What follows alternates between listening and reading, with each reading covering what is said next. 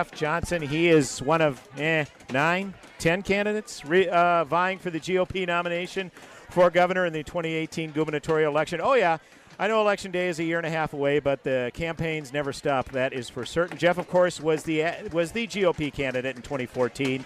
Unfortunately, fell short, and Mark Dayton was reelected, but hoping to right that wrong this time around here in 2018.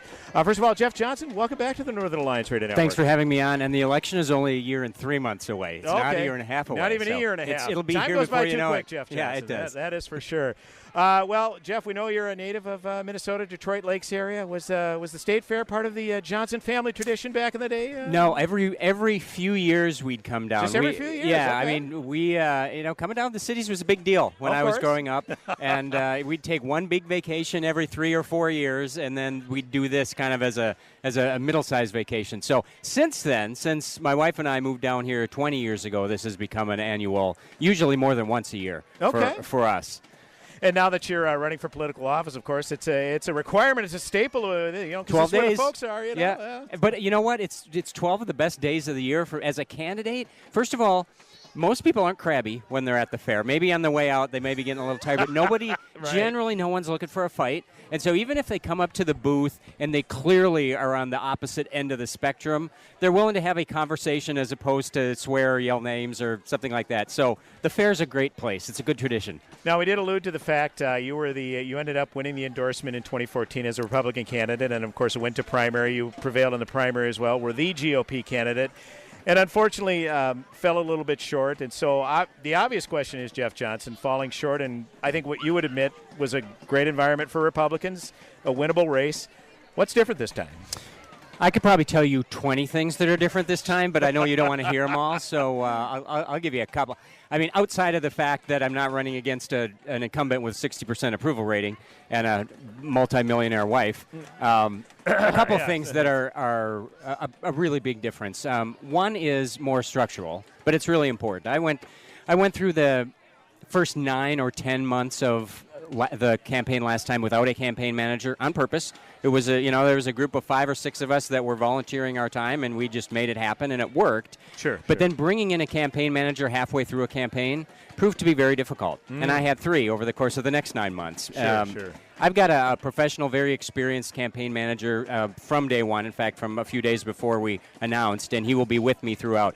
That doesn't make a huge difference today because I know how to do this part, but he will be planning from the start for that pivot after the primary to focus more on the entire state rather than just Republicans in state. So that'll make a big difference. More substantively, I can tell you what lost the race for me other than the fact that it was an incumbent that I was running against, and that was Republican turnout.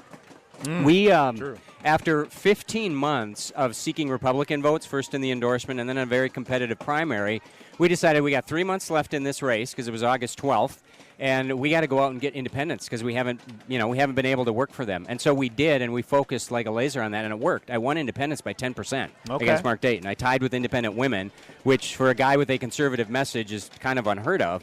But Republican turnout was dismal. And there's a lot of reasons for that, but I will take the blame because I was so focused on getting those independent votes that we kind of relied upon others to make sure Republicans got out to vote. And I won't make that mistake again. You got to make sure you know how to walk that line of still winning big with independents in this state, but making sure Republicans who don't know me are excited enough to get off their couch and vote because they believe something's actually going to change. Now, for you personally, was it a snap decision after you lost that, hey, I want to take another run at this, or did you kind of take some time away, discuss it with the family? I mean, what was your calculus like after that race, Jeff Johnson? It absolutely wasn't a snap decision. In fact, if there would have been a snap decision, it would have been a no, just based on, if I would have sat down and talked to my family right away and said, what about next time? But my assumption after the loss was, I gave it a go, and it didn't work, and, timing wasn't great, and we probably made mistakes here and there. And so I got to move on. And so the initial thought was, I'm going to serve out my term on Hennepin County Board and then focus in the private sector. But over the course of the next year, as I thought about it, and Sandy and my wife and I prayed about it, and we just heard from a lot of people, the only thing that has dramatically changed in the state is that we don't have an incumbent this time. The last time we knocked off an incumbent seeking a second term from either party was in the 1960s. Minnesotans just give everybody a second chance for whatever reason in the governor's office. And so after talking to people, and they say, you as a candidate are still the same strong candidate. You learned some very valuable lessons, and believe me, I did. And your reasons for running haven't changed. You still want to see the state change in the same way. And so we decided probably, 9, 10 months ago, maybe a year ago, that this probably makes some sense, and started planning for it. So it took a while to get there. No, sure, it makes perfect sense. So now in this environment, I think we could both admit it's an unusual environment. Obviously, Donald Trump being elected president last November. How much of a factor is that in now that you're out at least kind of pressing the flesh, so to speak, talking to folks? Because let's be honest, we had some non-traditional Republicans, and they weren't even Republicans before November, that voted for Donald Trump for reasons that have been broken down incessantly, obviously. So what is your strategy to get those folks? Because those folks, they're giving Republicans a chance. They voted for Donald Trump overwhelmingly, particularly in outstate areas, but that doesn't necessarily translate to traditional Republicans, as we found out. So how is that playing into your campaign thus far, Jeff Johnson? And I think that's the key for me, is to hang on to those independents, or most of those independents that I got last time, and figure out how to pick up some of the Trump voters. And frankly, some of the Trump voters were probably longtime Republicans who, for the first time in a while, saw a candidate who they actually believed was going to change something. I mean, the frustration, especially with national Republicans amongst our base, was high before Trump is elected. Unfortunately, it's getting high again based on what's happening in Congress. Sure. We've actually overlapped my precinct map with Trump's precinct map to figure out where are the real large number opportunities where he got votes that I didn't, because I actually did better than him in the metro and in Olmsted County, and then he did better than me in greater Minnesota. He blew the lid off of greater Minnesota and the exurbs, and that's where the real opportunities are. And so what I need to make sure to do is not just focus on independents, but make sure Republicans understand that I am going to change things, that I am the agent of change, that my belief that government is too big, and that there actually is a swamp in St. Paul. It's not as big as the one in Washington, D.C., but it is out there, and we're seeing an awful lot of self-dealing on both sides of the aisle. That will actually change when I'm governor is the key, I think, to get some of Trump's voters to go out and vote for a different Republican who isn't named Donald Trump. Now, I'm interested in your perspective. Obviously, we saw Trump's campaign on a national level. You were actually in the state legislature when we had Governor Ventura. Some will say it was a similar candidacy, a rogue candidacy, if you will, someone with no political experience and someone who had kind of that cult of personality type appeal. Did you see those similarities yourself, Jeff Johnson, with having seen Governor Ventura up close and now witnessing what happened with the Trump campaign? I think it's very, very similar. Yeah? I think for a lot of people, they like Trump not based upon any particular policy issue. They like his attitude about, I'm not going to say what I'm supposed to say, and people are going to get mad at me because I'm not careful enough in my language.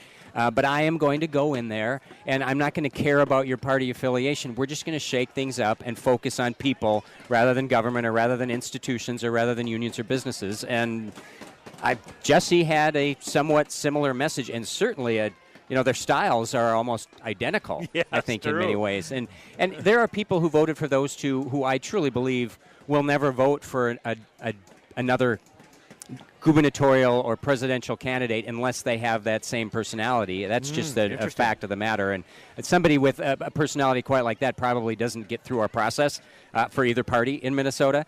But I think that you can share the same general message about people. I mean, that's really what it comes down to, is do we care about the people versus institutions or government? And that hopefully will appeal to a lot of the people that were excited about Donald Trump when they voted for him. No question. Now, obviously, we want to get we got about 5 minutes left with gubernatorial candidate Jeff Johnson. He vying to be the Republican candidate for the 2018 gubernatorial race here in Minnesota. Let's talk about some of the specific issues. Obviously, we saw the last legislative session, a very contentious session, as to be expected with a DFL governor and an all-Republican legislature. And the thing I'm concerned about as a conservative, Jeff Johnson, is when we see ideas that are broached to cut government. I mean, tax cuts, everything else are fantastic, but if you're not also having parallel spending cuts, it may not resonate as much, or it may not be as successful. I mean, we need to look no further than Kansas. I mean, Kansas is a great example. They cut a lot of taxes, but because the spending wasn't cutting back, obviously they were running deficits, and people think, well, tax cuts don't work. Well, they do work, but in congruence with spending cuts. But we saw when those are just even approached, Republicans they basically put commercials where Republicans are pushing grandma down the hill in a wheelchair. I mean, how do we get around that, Jeff Johnson? Because these are issues that absolutely have to be addressed, and they never seemingly are in a substantive way. They're not, and it's because we as Republicans are so afraid of commercials of grandma pushing grandma down the hill. Yep. And we can't be anymore because we will never win that argument. The Democrats are always going to be more generous with taxpayer dollars than we are. And so, I think we've got to – if we elect a Republican governor, we almost certainly kept the Republican House, and the Senate's not up. We will have all three for the first time in modern history, similar to Wisconsin 6-8 years ago. So if we want to change, this will be our one chance. Jeff Johnson? Yeah, Wisconsin, that's right. It's doing much better than we are. Yes. The Strip won't tell you that. They still claim that we're doing better. But if you're actually willing to be honest, we're moving not in the right direction, and they are. And we can't be afraid of that. We've seen a 57% increase in state spending in 8 years since March. And Republicans have been in control of one or both branches all but 2 years of that. That's true. That's just not acceptable. And to me, compromise is not saying, I think government should be smaller, you think government should be bigger, so let's meet in the middle to make government kind of bigger but not as big as you want, and then call that a victory, because that's what we've been doing. And that drives me insane. And by the way, the media calls that a cut because we're slowing down the growth. We have to call them on that lie as well every single day because it's not true. And if you explain it to people enough, they maybe start seeing that. So I truly believe after that 57% increase in 8 years, there's room to actually make government smaller. I believe there was before, but I think it's even easier now to make the argument. And maybe it's a 3% cut, maybe it's a 10% cut. I don't know. But there's a way to do it without actually hurting people. And that's what our message should be. We actually want to help people and not hurt them. But what government is spending and doing right now, in and of itself, is what's hurting people. And the thing that is just downright offensive is whenever they're going into a budget year and they have this projected budget surplus. The DFL touts it as this wonderful thing. And since when is it a wonderful thing to take more taxpayer dollars away from hardworking families? Yeah, huge and constant surpluses are not a sign of good government. Right. And that's what we hear. Oh, look at how great it is because we've got all this extra, quote unquote, extra money sitting around. No, it's a sign of absolutely terrible government because you're taking too much from people. And then when we spend the bulk of it, as we've done every single time, then that just adds to the bottom line so that next year you're starting at that higher level. And we have to get control of this. But I truly believe we can with leadership. Ladies and gentlemen, we are joined by Jeff Johnson. He vying to be the Republican nominee for Minnesota governor's race in 2018. Jeff, we got about a little less than a minute to go. Where can people find out more about your campaign if they want an opportunity to volunteer, get on board the Jeff Johnson train? Where can people find out more? JohnsonforGovernor.org is where you can find me. You can sign up for the newsletter or offer to volunteer. You can also reach me there by sending a message, and I do get those. And we're at the fair for the next 9 days right across from the 4-H building. So if you happen to be here, I'm here about 3/4 of the time, and I would love to talk to you. Yeah, and it's a serendipity, too. You enjoy all this wonderful fair food, Jeff Johnson, but you're constantly walking around. You're right. I will only gain 8 pounds instead of 16 because of the exercise. And I refuse to pay for parking, so I walk a long way to get into the fair every day.